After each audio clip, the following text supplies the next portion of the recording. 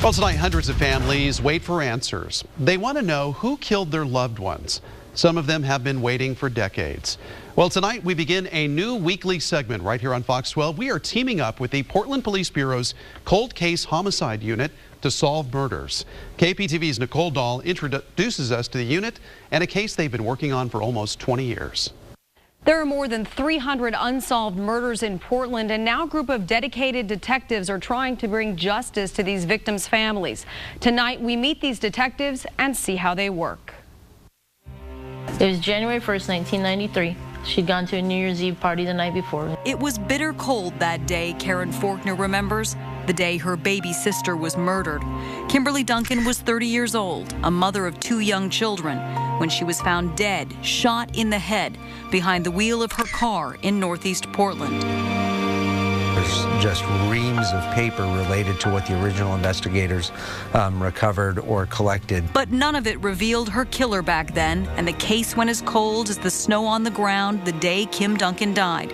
Fast forward 15 years, when the Portland Police Bureau's Cold Case Homicide Unit gave the case another look.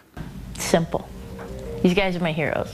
Portland Cold Case, we don't give up. We never give up. Sergeant Paul Weatheroy leads the Cold Case Unit, a team of detectives who say they're driven to solve these challenging cases. It seemed like probably the most rewarding job in the police bureau. And has it turned out that way for you? Oh, yeah. Absolutely. And now the police bureau is giving Fox 12 unprecedented access to the unit.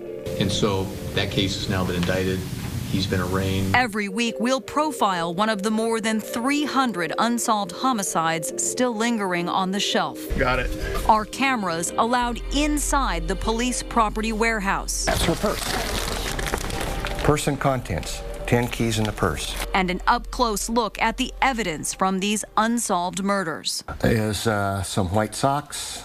It looks like her clothing. We want all these victims' families to know we're not going to give up. Their case matters. We're never going to just throw it on the shelf and not try to do anything with it. And we want to tell those suspects that we never give up, and they need to always be looking over their shoulder to see when we're coming.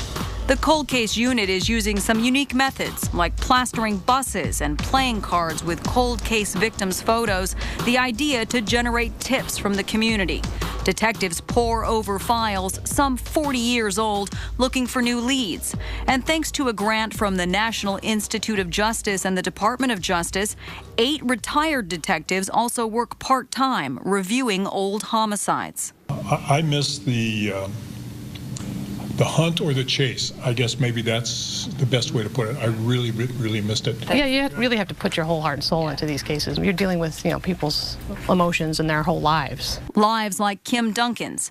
Detective Jim Lawrence says it was a series of events, not a TV crime show smoking gun, that finally pointed to a new suspect in the murder, and last year led to the arrest of this man, Brad Ballantyne, Kim's killer. Because it went from knowing nothing to literally, I think we know everything about it. Even in cases where we get convictions, there's still unanswered questions. And I think that's why it was so rewarding, why I feel justice was served. We're almost 19 years, but 20 years before Kim was killed, there's still people out there waiting. The families of hundreds of Portland cold case victims waiting for detectives to uncover that clue that leads to a killer and the light at the end of the tunnel. And next week, we'll bring you the story of an 11-year-old Portland boy who was shot to death in his own bed. Why investigators say this case went cold and how you can help find his killer. That next Thursday at 10 on Fox 12's Most Wanted Cold Case Unit. Nicole Dahl, the 10 o'clock news. The 10 o'clock